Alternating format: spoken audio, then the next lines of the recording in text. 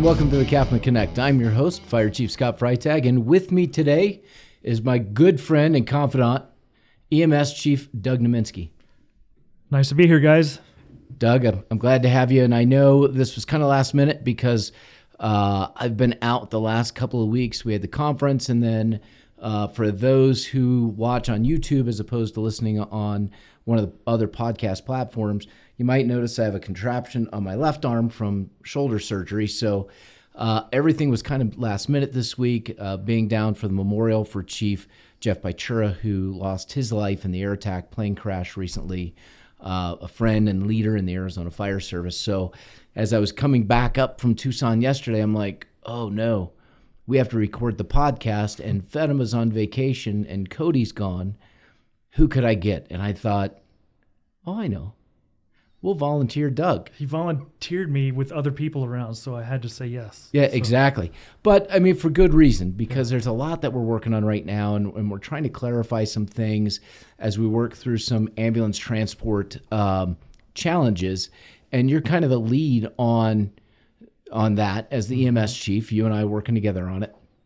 And we had a meeting yesterday with YRMC Dignity to square some things away. So I thought this would be a good time to have you on and discuss, what are we doing? Why are we doing it? What are our next steps in the process? Those types of things. I do want to have you on another time to talk about the overall EMS program, where we were, where we are today, and where we hope the program will be in the future for our paramedics and EMTs. Because I'd like to point out, I think, are we the first or the only ones in the state, or one of the only ones who are doing our internal, not paramedic program, but paramedic refreshers are being done internally? Now that it's gone more of the CE-based route, many agencies are doing that. Okay. Talked to a lot of different EMS captains and other agencies, and we're all kind of using the same floor plan for that, and it's working out really well. Okay. So let's set the stage a little bit for what we're going to talk about today, and that is ambulance transport. And I've been here now, it'll be 8 years the end of this month, and it wasn't long before I moved here that Lifeline Ambulance was purchased by American Medical Response, or AMR. Mm-hmm. And then AMR was eventually sold to a hedge fund, Global Medical Response, or GMR. And so the local connection to that company has moved. As a matter of fact, in the recent CON changes, they changed their address to a Colorado address. So they're not based here anymore. They're not local community. Now, the folks who work in the ambulances certainly are, but the corporate structure is elsewhere in the state and in the country. What I've seen during that time, in my time here, is a continual increase in the amount of time it takes to get an ambulance on scene. We're seeing significant growth in the area, yet we have not seen an increase in the number of resources provided for response. And it's not just 911 response, it's inter-facility from our care homes, our VA, from Dignity, YRMC, those types all across. And those interfacility transports can take an ambulance where, Doug? Las Vegas? They go, for the psych transports, they go to Vegas, they go to other states as well. A lot of times, the in-state stuff, they're usually in Phoenix, so it's a couple hour turnaround time. Okay. Sometimes they go to Tucson as well, which that's a bigger trip. Well, and one of the big challenges, and it's certainly not AMR's fault, but when they go on interfacility transport down to Phoenix and then 17 gets shut down, there's a back way up to here, but it takes even longer to get back on station. Exactly. And part of the issue is, too, those units that are taking transfers, which are needed. The hospital's calling for them. Sure. But those rigs were the same rigs that were running 911 calls. Right. So when those two rigs or whatever it is are gone for 3-4 hours, now what's left up here to run the calls? Right. The 911 traffic that we're seeing, that's where we come into interaction with a problem. Our guys are out there waiting for an ambulance, sometimes 30-40 minutes or more.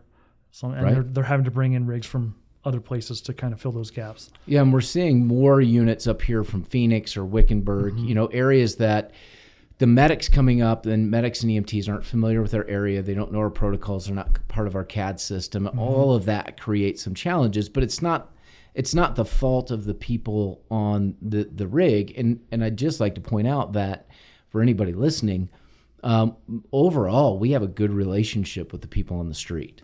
Absolutely. I would say we have a good relationship with the management of AMR, the local level. Management, yeah. Working relationship with them's fine. Feel like I could call them and talk about any kind of issues that we have, and I hope that they feel the same way about us. Well, and we understand too that the local management it has to report to this corporate management structure. Absolutely. So local management can't just go out and buy more ambulances, hire more people, and put them on the streets. And let's be fair, especially here lately, they're having the same problem as a lot of other places in hiring I think that's the most significant issue facing not only this area, but all of the country right now is where to find the people to work and like recruitment for them. They have to sweeten it up so much because you got to get a trained paramedic from another state to move here. And I don't know, you know as well as I do, moving here, it's impossible for someone new to afford to buy a place or even rent a place. So how do they make that happen? I mean, that's tough on anybody.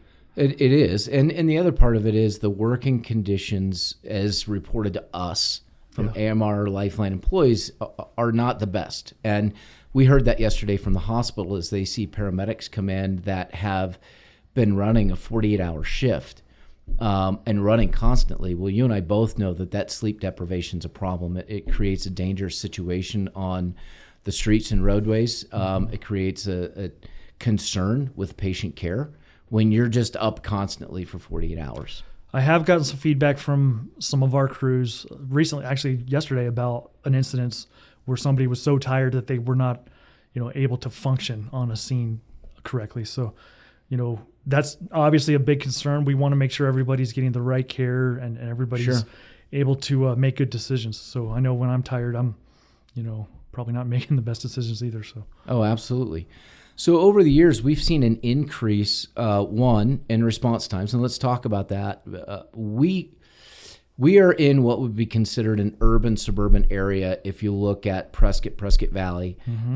Chino Valley proper would be more suburban, and then everything else gets into rural and frontier. And the response time standards, national standards, are measured in percentile, not percentages, so it's to the 90th percentile. And for an urban area, it's around 7 minutes, 6 to 7 minutes. To be clear, too, that's fire department. We measure that way, and when you look at the EMS and the state level and the way they write the CONs and response times, they do not look at things the same way. So Well, but I want to point out, though, that the national standard, even for ambulance, is percentile. We need to adopt those The state of Arizona is so far behind. As a matter of fact, we're one of the only 3 states left in the country that still operate under the system we have. And the reason the other states change is because, here's the shocker, it doesn't work because it doesn't take into consideration patient care and outcome.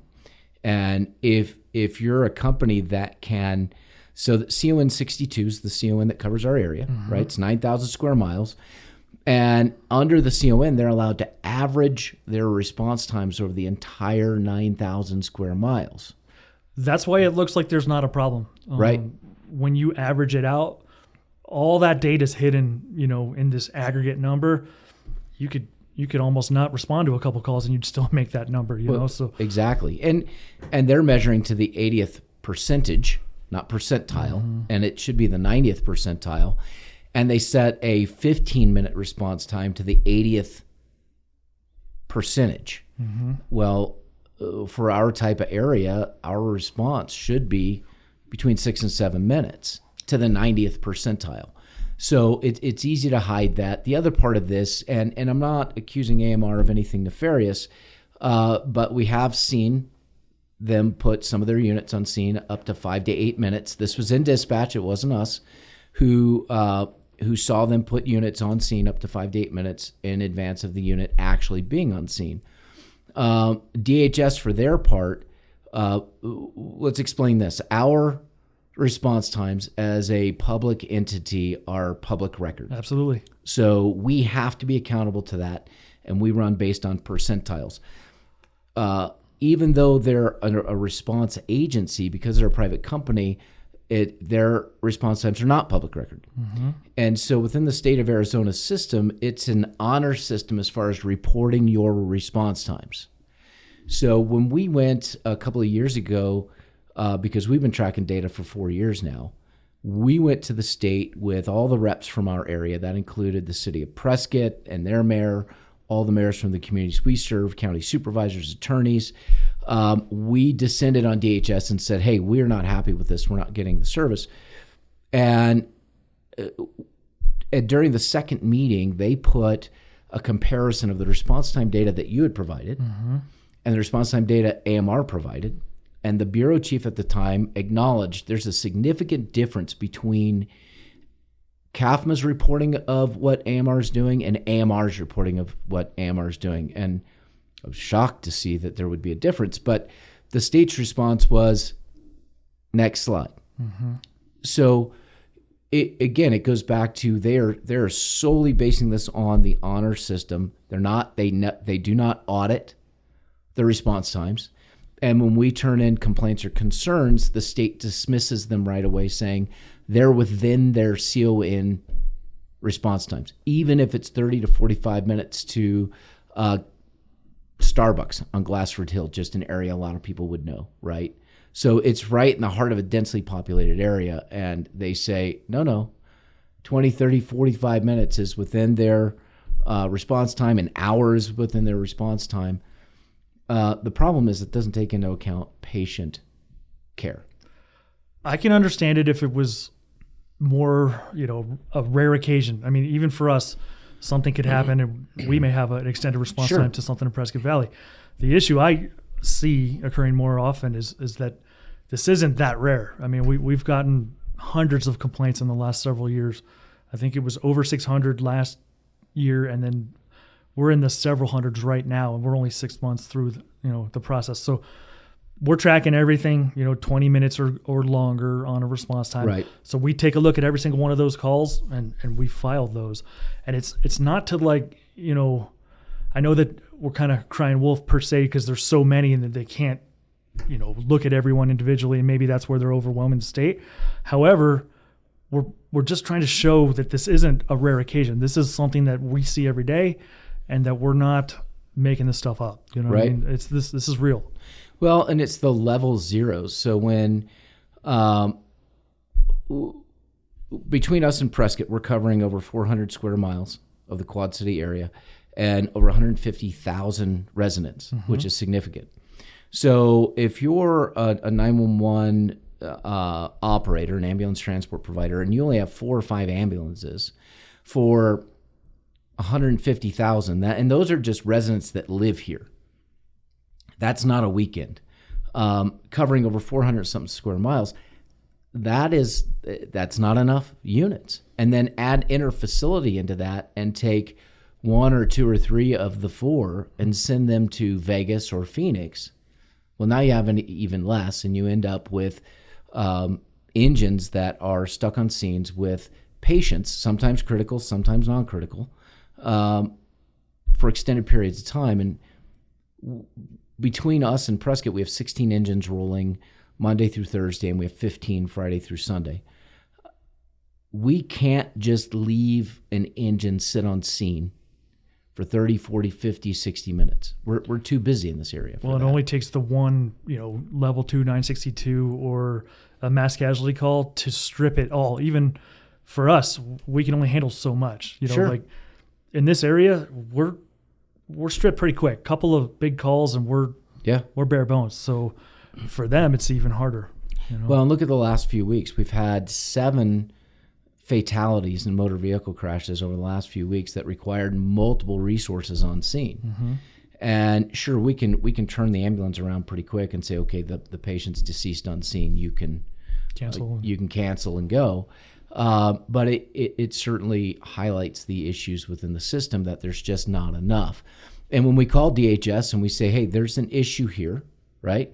We're seeing extended response times. We're seeing 0 ambulances in the system, and that there's only 4 or 5 that would be available anyways. Well, what DHS does is for their part, they pick up the phone, they call AMR corporate, and they say, we hear that there's a problem, there's a lack of units available up in this area, and AMR says, no, there's not.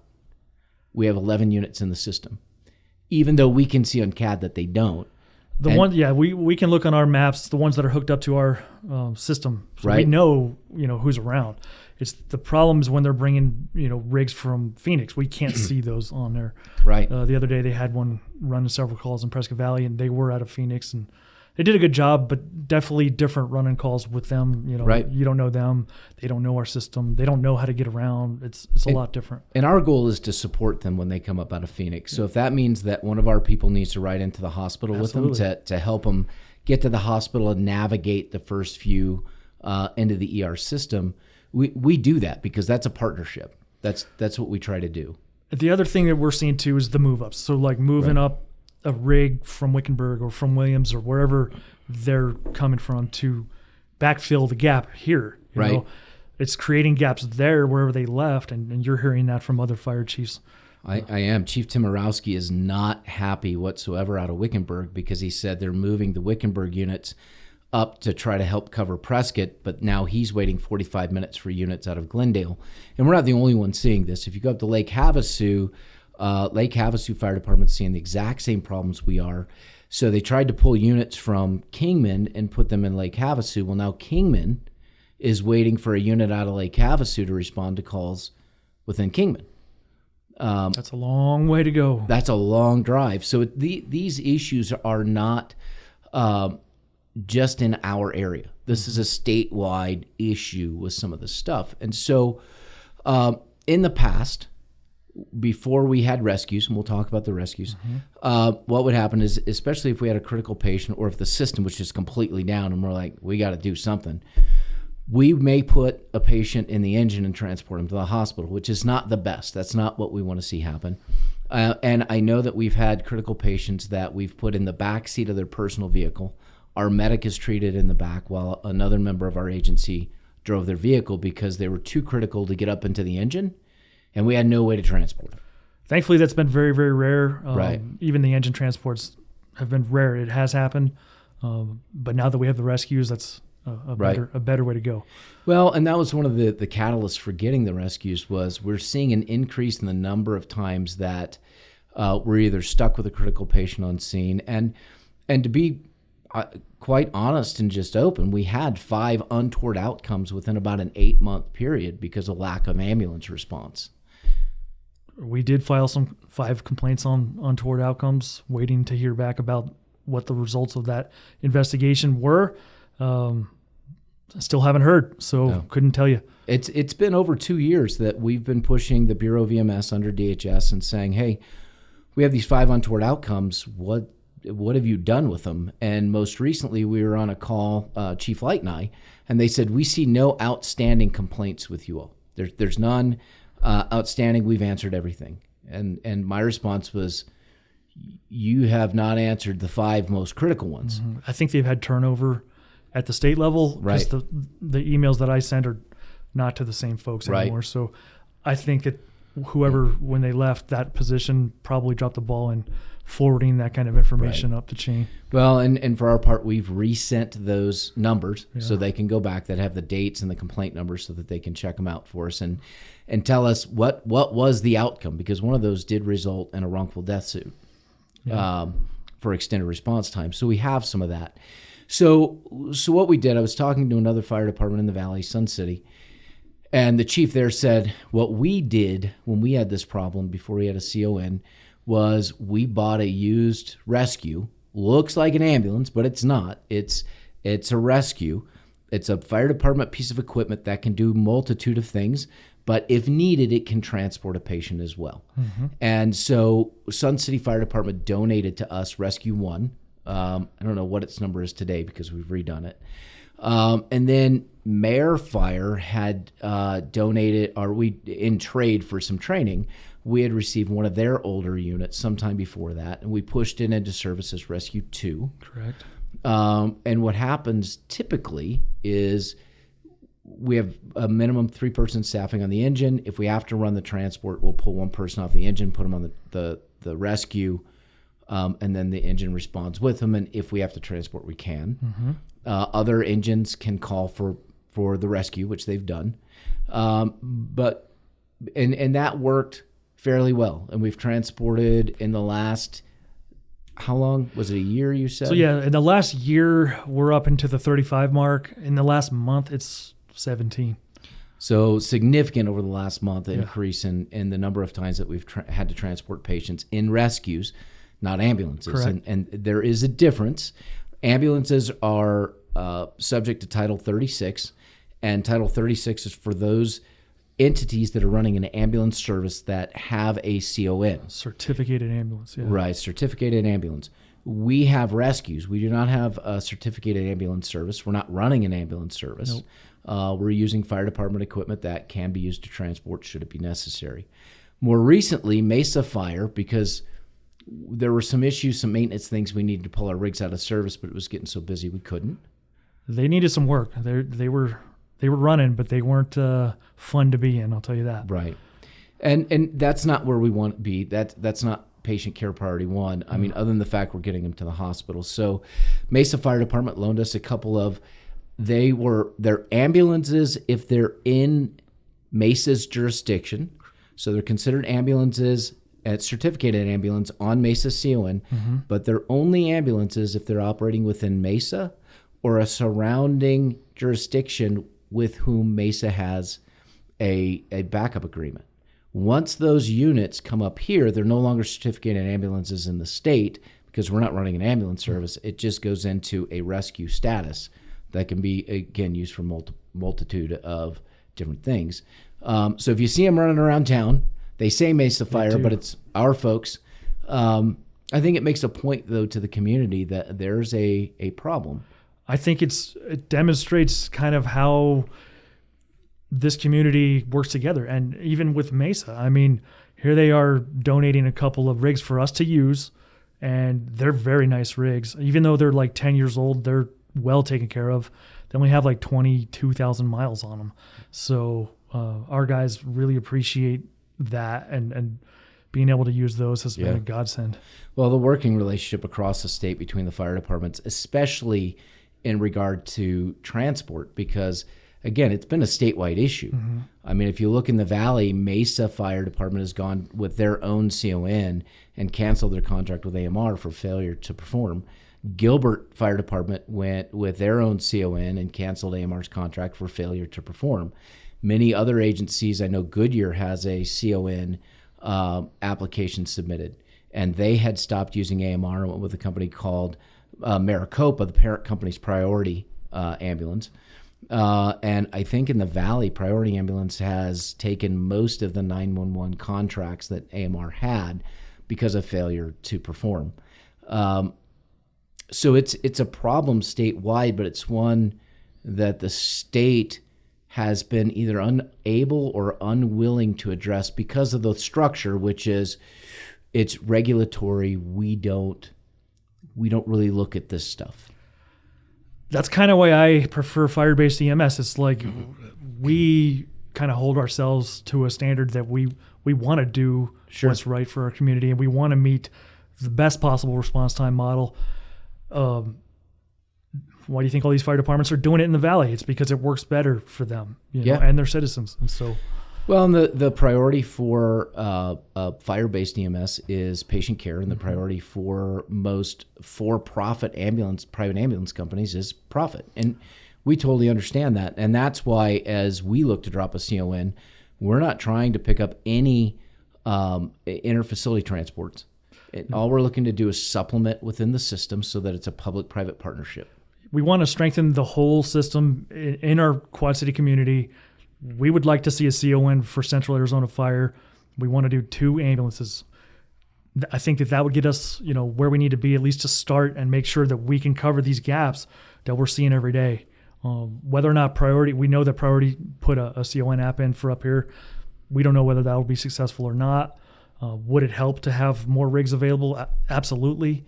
But that's yet to be determined whether they are successful. So, well, and to go back to the regulatory issue with the state real quick, just to give our listeners or viewers a sense of the state's thought process regarding 911 transport.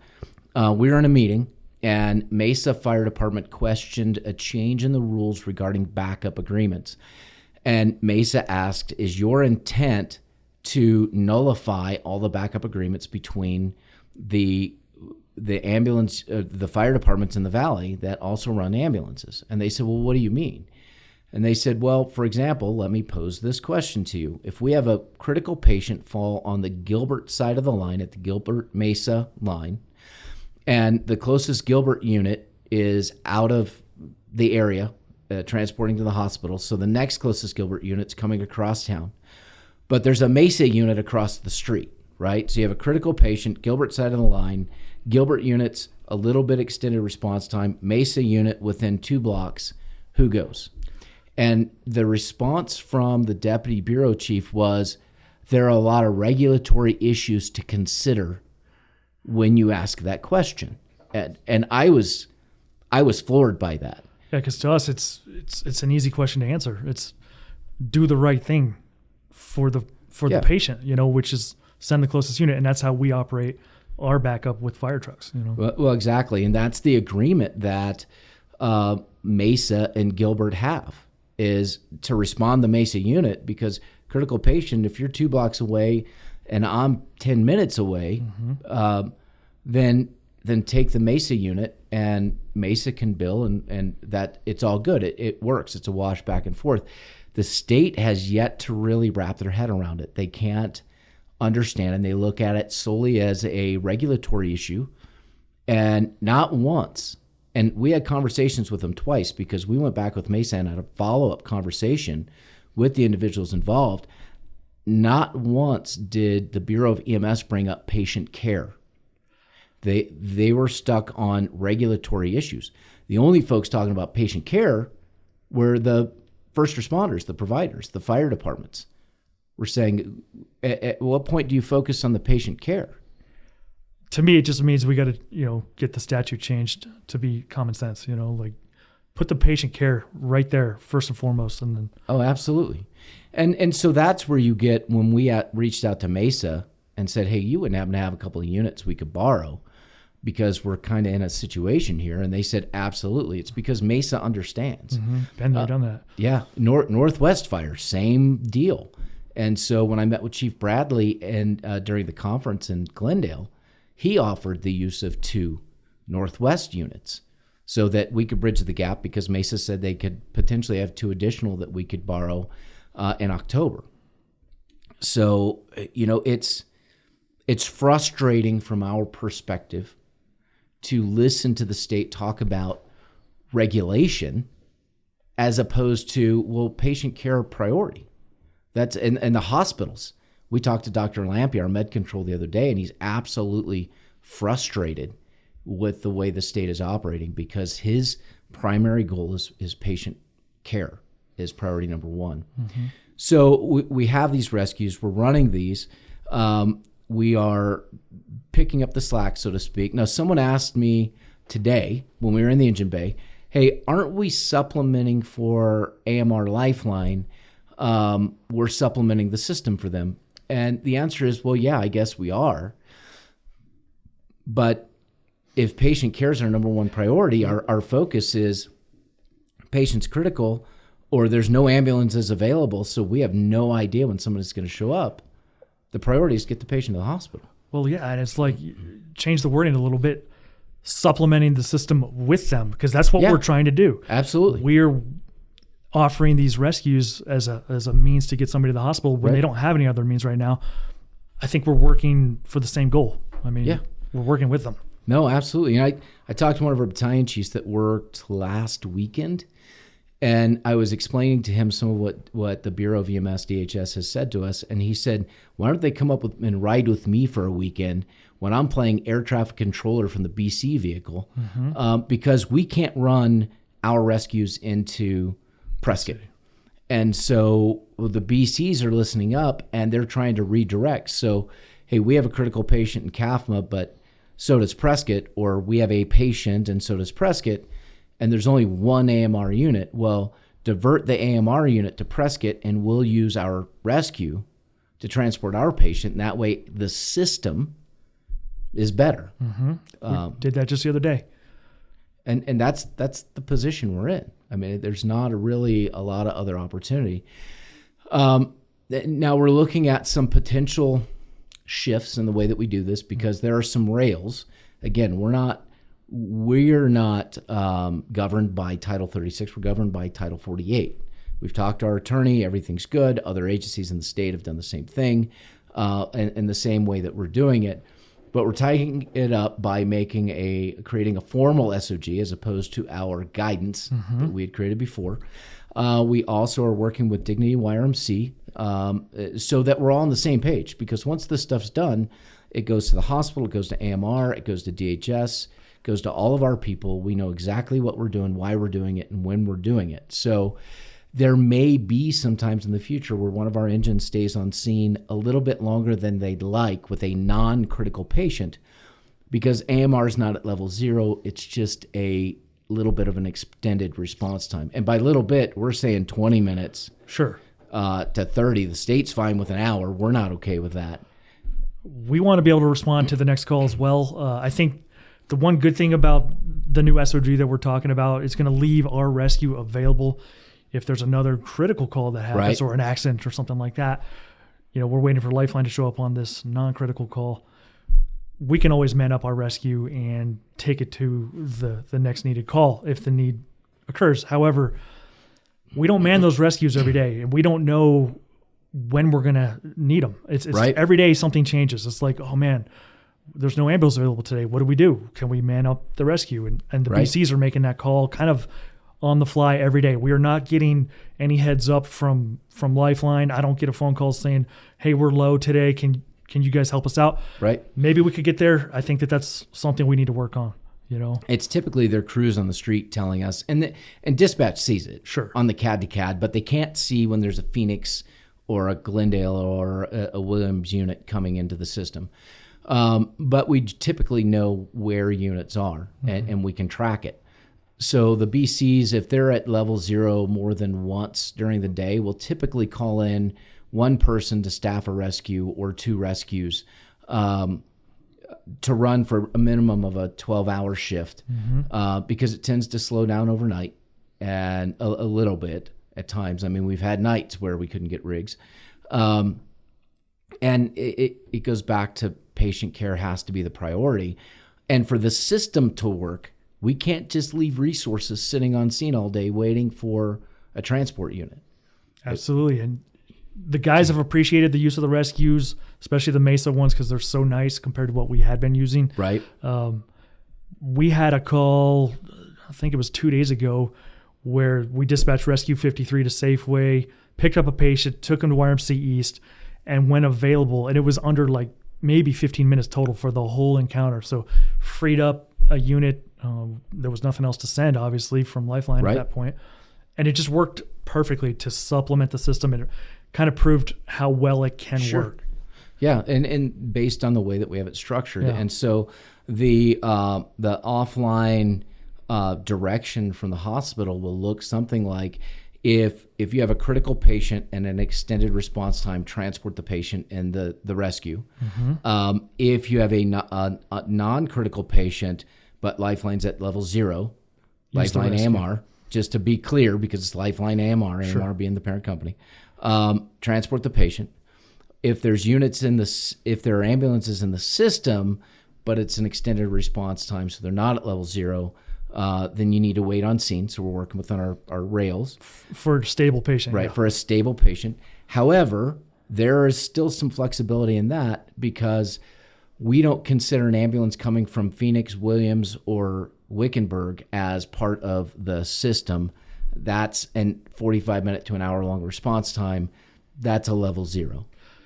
Anything out of the Quad Cities, to me, constitutes a level 0. If they're coming from, Prescott to Prescott Valley, obviously we're going to wait. Right. But if it's Wickenburg, no. Yeah, or Prescott to Chino, Prescott Valley to Chino. It's a long haul. We'll give it some time, but for a stable patient only. Exactly. But I think, and based on the Northwest model, when Chief Bradley did this for 12 years, he just said, okay, here's our SOG, here's our offline medical control, here's state, here's your copies of this, AMR Lifeline, here's your copies of this. Mm-hmm. This is how we're operating. This is under Title 48. It's not under Title 36 because we're not running ambulances. We're not billing. So we're just going to operate this way. And that's the clarity that I think our folks are looking for as well. It's going to help everybody, including the AMR folks on the ground Right. that are unsure. I heard over the radio just last week, an AMR EMT said, hey, can you dispatch a rescue to this call? Because we're coming from wherever they were coming from. Right. That surprised me to actually hear them asking for a rescue. And I felt it was a good idea. I'm glad that they were able to make that call, and felt good about it. Well, and I think we had one recently where the rescue was dispatched because AMR had such an extended response time, and the AMR unit called off. Mm-hmm. And, when they do that, transport the patient. Because Absolutely. There's no unit coming. But I think that the AMR folks on the street, the AMR Lifeline folks on the street, and our folks are looking at it from a patient care perspective and a system perspective, because that AMR unit said, look, that rescue is so much closer than we are. Just grab the patient and go, so that we can be available for another call. Mm-hmm. Now, this obviously is not the way that we want to run a system. That's why we are working towards our CON. Our packet's almost done. We did mention earlier that, so Maricopa Ambulance is owned by Priority. Priority Ambulance is out of Kentucky, I believe, somewhere back east. And so they submitted a CON to overlap CON 62, the 9,000 square mile CON that is solely serviced by AMR Lifeline at this point. There are no other providers, no competition, nothing. So Priority Yavapai has a CON. Their hearing is in October for this area. If they are successful in obtaining the CON, then our plan as CAFMA is to put together a request for proposal. We already have one nearly complete. So if they're successful, then we'll put the RFP out on the street, and both AMR and Priority Yavapai will have the ability to submit a proposal to us on being the sole provider of ambulance service within CAFMA's jurisdictional boundaries. And what that does is it ties them to stricter response time guidelines. There are financial ramifications for not responding. It sets standards for ambulances that service the area. All of that. None of that exists today because Lifeline started organically and was a local company, so never a contract. Mm-hmm. And then when it was sold, it sold to a more national company, and now is owned by a global conglomerate hedge fund. So they're going to have that opportunity. I still believe, for a variety of reasons, that there's a need for CAFMA to have the CON, even if Priority gets theirs and we have a contract with the company. And that's, the area is growing. I believe we're still looking at banner building up here, even if they're delayed. Dignity's taken over YRMC. We have plans coming through prevention on a regular basis for assisted living facilities and care homes, which means your inter-facility transport requirements are just going to continue to increase. And so there's ample room up here for two private companies to operate and generate revenue off inter-facility transports. But that still leaves 911. And I think within our jurisdiction, we need that CON to have two 911 units to back the system up. It's the only thing that's reliable to me. Those private companies, they do a good job as long as they have enough people to do a good job. But the minute times get tough, we've seen it across this country, they bail. It just happened up in like Wyoming. It did. And so what do you do? What do? We need to have a backup plan for us and our citizens. And what we think is a good backup plan is to have the two ambulances. If we get a CON, we'll have those two available to run 911 traffic only. The other thing we found out the hard way was that if you do not have a CON in this state, you do not have legal standing to speak up about the service level that you receive. And so that was a tough pill to swallow. It was. We went down to the state with the group that we talked about earlier, and nothing was done. After that, at the end of it, what the Bureau said to me was, hey, AMR is just a really good company. You should try harder to work with them. And completely ignored all the data, the problems up here. We did go back to the table, and we've been at the table multiple times with AMR and AMR Corporate, and really nothing's changed. There's been a lot of talk about change, but nothing has changed. Now, they've been a little more intent on talking to us since Priority decided to drop their CON, but that's competition. And my concern right now is because I know AMR has been approaching us with, hey, would you sign a contract with us right now for these, and we'll help you with this. But my concern is, well, if I sign that, then they can use that in a hearing against Priority, and then the system doesn't improve. And that, to me, is problematic, because if I sign an agreement and then the AMR is able to go to the hearing and say, well, no, we have contracts with Prescott and CAFMA. We have over half the population of Yavapai County that we have contracts to cover. We don't need Priority up here. I see that too. I also feel that if that did occur, say for whatever reason, Maricopa wasn't successful in their CON. Sure. It could happen. If that happens, we're going to see real quick how bad the service level in this area can be based on what's available. Do they have the staffing at Lifeline or AMR to put up extra units that they want to do, but they just can't hire enough people? So it's going to get bad enough where somebody's going to have to fill that gap. They want it to be us. I want it to be us. I really do.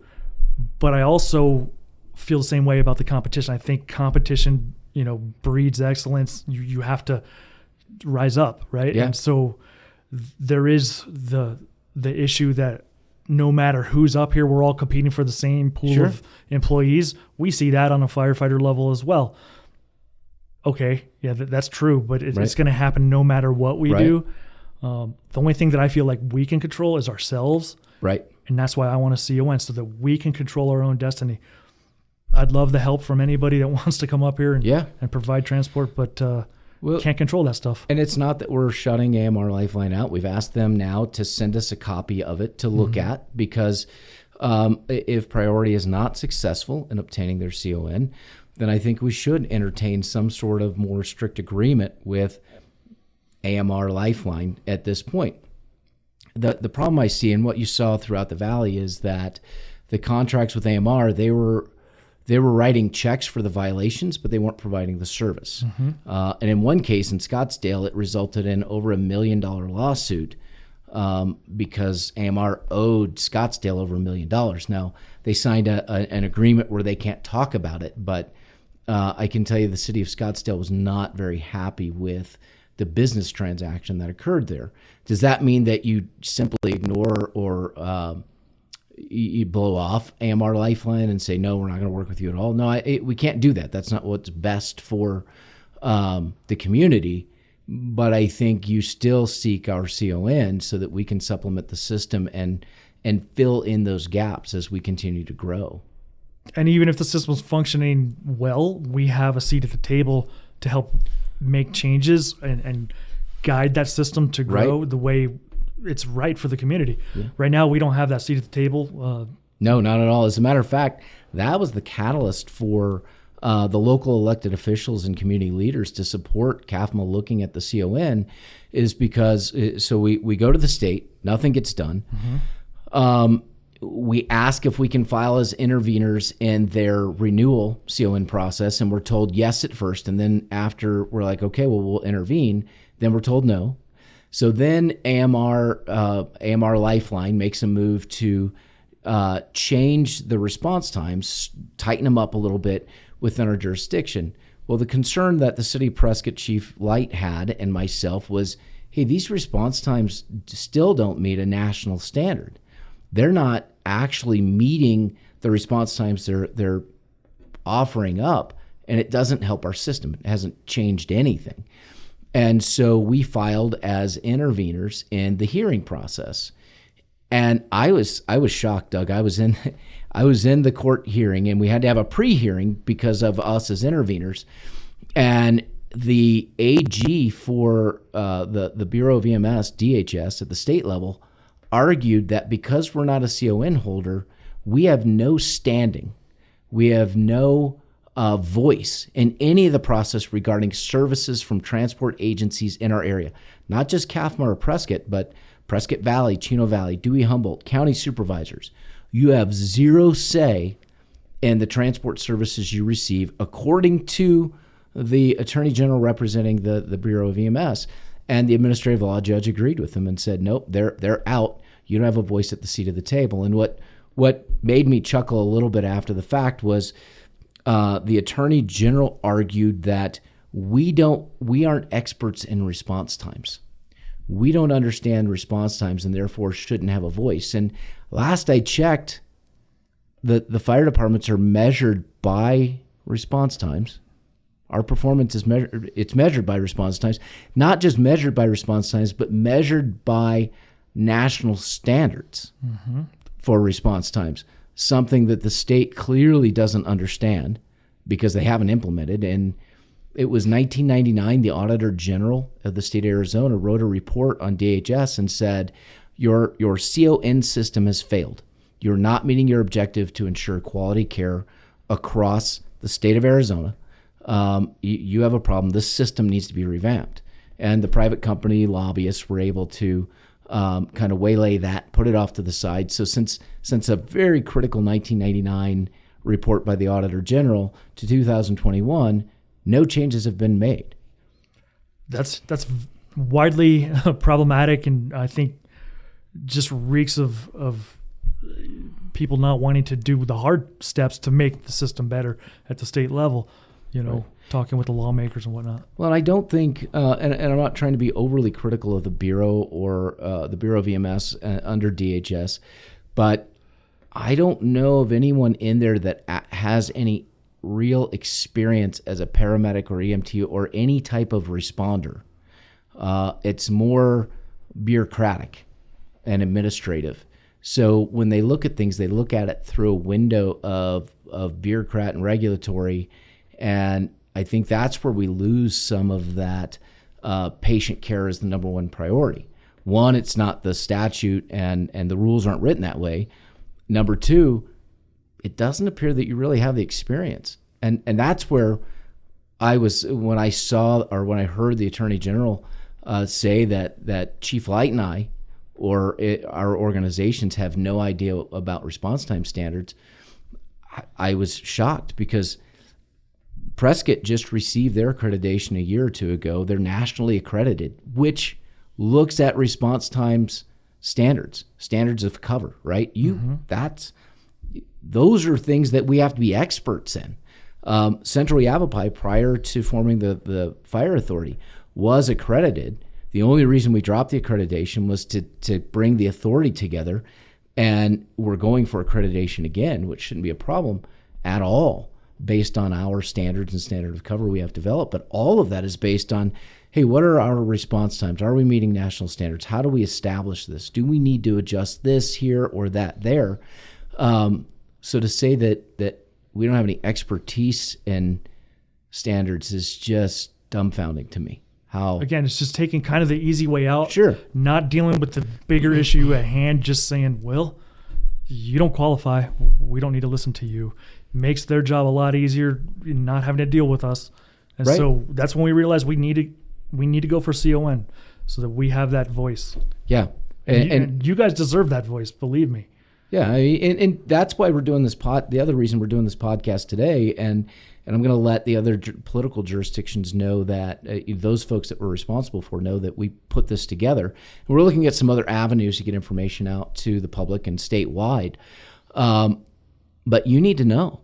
You don't see what we see unless you call 911 and you're stuck on a scene with a loved one, and our crew's there saying it's 30 minutes before we get an ambulance transport. Or you're saying, hey, where did that Mesa rig come from? Or why does that thing say CAFMA on the side? Mm-hmm. Well, that's us trying to backfill the system, because if we don't, who knows when somebody's going to show up. And I know that you're in contact with Pete quite often, the local rep for AMR, and Scott, and good people to work with, and they're trying. They do. They want to make this a system that's kind of a model for the state. They're struggling to get people here. Staffing just it's not there, and so Right. thinking of ways, how do we attract people from the college, teaching like EMT level stuff Right. and bringing them straight in to a job. I mean, they've got good ideas. We'll see in the next year or two if it works. Well, and we know that quite often when we hire, we have applications from their personnel. I came from Lifeline. Yeah. So, hey, We have a lot I of understand. folks here came from Lifeline AMR, and so we have a better opportunity to hire than they do, because being with the fire department is more attractive to a lot of people, and that's just the way it is. A lot of them want to get on the fire side, and those that don't would rather have a little more stability in their response, especially being paid a good living wage and not having to run interfacility transports. Because I tell you, my time on a private ambulance, man, it was exhausting. And I couldn't imagine going back. I worked 12-hour shifts. I couldn't imagine going back and having to put in 48 in the front seat of an ambulance. I couldn't have done it. There's been a few medics have approached our crews and said, man, I've been working nonstop for greater than that, like, 96 hours and such. And it's like, wow, knowing that you were driving to Phoenix a lot on these transfers and coming back and having to run that traffic here, and it's just getting busier and busier Right. up here. Our call volume is not, settling down. It's going up, 5% a year at least, maybe 10? 5 to 10. Yeah. So, I mean, if you look at just May this year, the comparison between May of 21 and May of 22, we were up 350 calls in just in May alone. So we were up, I think it was at least 10% mid-year over comparison to last year. And last year mid-year, we were up 10%. And again, it goes back to, it's a factor of the growth in the area, which is fantastic. It's great to see. sure. Good for the economy, keeps everybody in business, obviously. So, But it is a challenge for the systems. And we think that a public-private partnership working together, where we're supplementing the 911 system and they're continuing the more lucrative interfacility transports, improves the entirety of the system, because those interfacility transports and these 911 calls, hospital, care home, you at your personal home or place of business who call 911, that's all one system.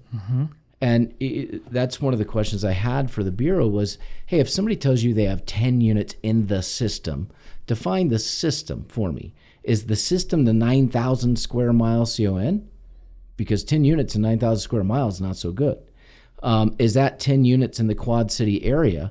And if so, how many of those units are out on interfacility transports to Phoenix or New Mexico or Las Vegas, right? How many are actually left for 911 transport? should be some kind of a minimum standard, Right. like. And where I came from, we had St. Charles County Ambulance District, and they had a division that runs interfacility transports, and they had a division that's focused on 911 transports. And then overnight, as the interfacility fall off, they use some of their 911 transports to fill in for interfacility. And they cover, I want to say St. Charles County was 350, 400 square miles, maybe bigger, 300 and something, 400,000 residents.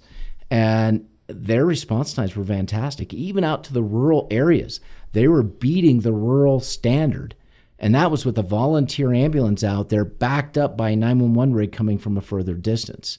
They were still under 20 minutes to rural areas. We're seeing 20 minutes regularly in the heart of Prescott Valley. And a lot more in the very rural, like the Williamson Valley, Sure. Paulden, Chino, Dewey, Humboldt. It's a lot more in those areas as well. And that's because the distance is a lot further. We covered that area that is difficult to get to. Sometimes you need four-wheel drive to get to these calls. That's a big problem for these rigs. Well, let's clarify too. In those situations where we're in monsoon or we're in the middle of a snowstorm and an AMR Lifeline unit gets stuck somewhere, well, that's the price of doing business. And we don't file complaints on those types of things. We're reasonable with what we're filing. I believe we're reasonable. I think so too. The other thing I kind of want to put out there to those crews that are out there getting beat up, I know you're doing like system status management and having to park on the corner. That's helping your response times and all that. If you need to come use the bathroom or need to eat or something like that, come say hi to our crews. Stop by any of our stations. We'll be happy to have you sit with us and talk and let you eat and whatever you need. This is a partnership between us and the people on the street. We can be as frustrated as we want with corporate AMR Lifeline. The fact of the matter is the people on the street are getting their butts handed to them on a daily basis, and they're exhausted. Mm-hmm. And if you need to take a break, come by one of the stations and just knock on the door, and we'll make sure the crews know, hey, come in, sit down, have a cup of coffee, get some water, get out of the cab of the rig for a little bit to stretch your legs. We want that open environment so that we continue working together. But for our folks to wrap this up for everyone, but especially for our folks, one, we identified today a significant problem with ambulance transport, and we've been dealing with it for over 7 years. And those response times have gotten significantly worse in the last several months with the AMR Lifeline being at level 0, no ambulance available quite often, or being down from what they would say 10 or 11 in the system to 4 or 5, which is not sustainable. To avoid transporting critical patients or others in engines or their own personal vehicles, we've acquired some rescue units that are fire department equipment that can transport. And we're establishing a little more clear standard is what we're working on now as to how our crews operate within that system so that the battalion chiefs, the company officers, and the paramedics know what to expect, so that the Bureau of EMS, DHS know what to expect from us, and so that AMR Lifeline know what to expect in response. We're all going to play on the same sheet of music. Right. So.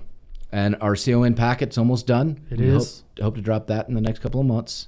It's going to be ready. Yep. And then we're just going to have to see where that goes, depending on how, if Maricopa's coming up or not, we'll see.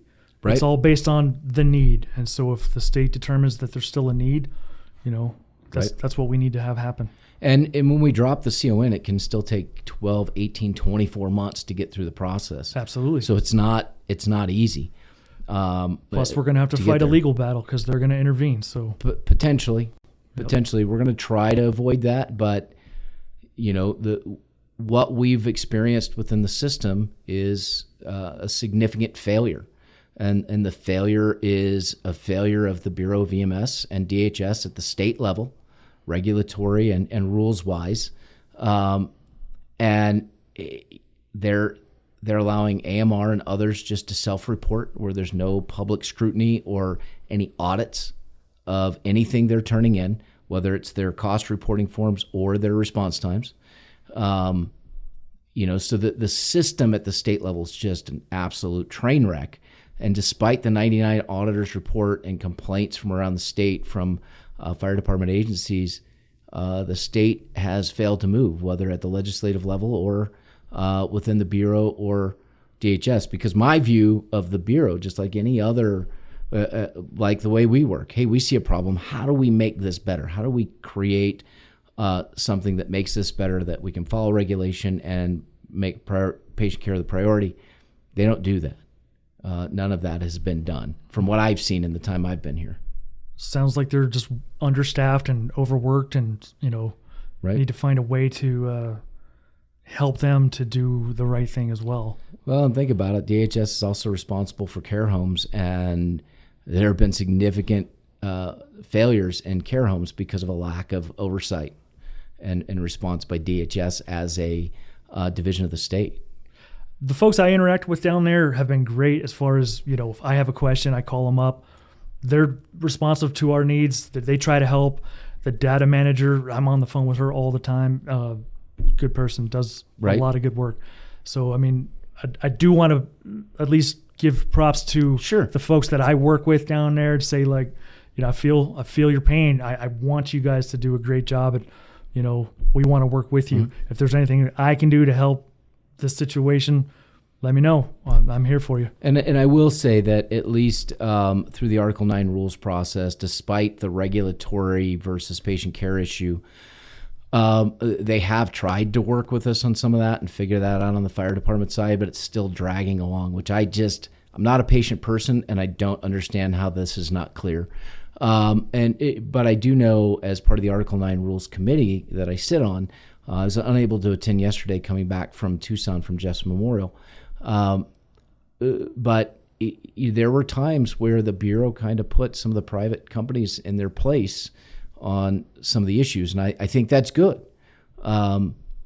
So if we need legislative change, then let's get legislative change. I think that's got to be part of it as well. And I think we have the fire service as a collective on the same page to go for that in the next legislative cycle. Now, some will question, because I've been told, hey, you need to be nicer to the Bureau and DHS, because if you're not nice, they're not willing to help you. And the difficult part for me is I don't think we're not being nice. I think we're pointing out, here's the struggles, that these are just facts. If the facts upset the Bureau, then fix it. And that's the bottom line. It's my intent to see change that favors the patient at the legislative level and the regulatory level. And absent any other way to affect change, then we have to be more vocal and more public about, here it is. Because the only way to get elected officials and bureaucrats to move is to rally the public around the state and say, look, we want to highlight this problem for you so that you understand it. Mm-hmm. And that puts pressure on a lot of people in positions. They don't like that kind of pressure. I get it. 5 untoward outcomes minimum, 1 in Prescott within 8 months. That's 6. Nothing. The problem's not going away. It's, we need to help solve this at a local level, and then hopefully you and the legislature can get together and do something more at the state level and make this a better system overall. I think the fire service will. Is there anything that we missed today, Doug? Just a lot going on around here. We're doing our best to meet everyone's needs. If anybody wants to get a hold of us, where we're at. Contact admin by phone or email, and we'll get back to you. Yeah, and we're going to continue to collect our data. We're going to continue to work with our hospital system and medical control to make patient care, your care, priority number one. And the documentation we have will be out soon, and we'll get that down to the Bureau and DHS so they can see what we're doing. Fortunately, we know that we're working within the exact same standards and statutes that Northwest Fire, Casa Grande, Lake Havasu, and many others in the state have operated under over the years when they've had the exact same problems. I think the difference this time, Doug, is before we were kind of siloed off, and that the chiefs weren't necessarily talking to each other and sharing the frustration and trying to approach the legislature and the Bureau as a collective.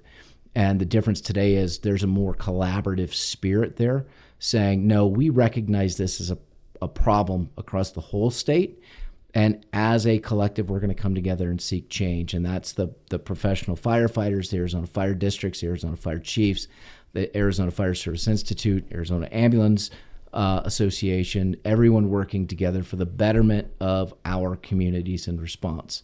But the Bureau won't have an issue enforcing new regulation or statutes that are more favorable to the patients. We just have to get them in place and ensure that we have people in there who understand EMS and EMS response and why the patient care has to be the priority. I think we'll get there. I hope we see it in our lifetime. So for our folks at CAFMA, more to come on the SOG and the order from the hospital. All that will be together. You'll completely understand the response model for the public. If you see a box with a truck chassis that says Mace on the side, that is a rescue. It is not an ambulance, because we're not operating an ambulance service. Or if you see a box with a van or truck chassis on it and it says Central Arizona on it, it's just us out there trying to provide the best for you. So with that, Doug, thank you so much for coming on. Jonah in the background, thank you. And we apologize to the public because we now don't have a time limit to get this done. So Jonah set that up, and he sends his apologies to all of you who might have to listen to the whole thing. So, cool. All right, thank you. Until next week, I think next week we have, I'm not sure who's taking over the podcast because I'm gone next week. So we may put it on Chief Tharp and Chief Rose. Cool. Oh, yeah, that would be great. Or Jonah. We'll see. We have Jonah and Kathy on here. That would be a good team. So that's awesome. Hey, until next week, take care. Call us if you need us. We're going to be here. And as always, you are our number one priority.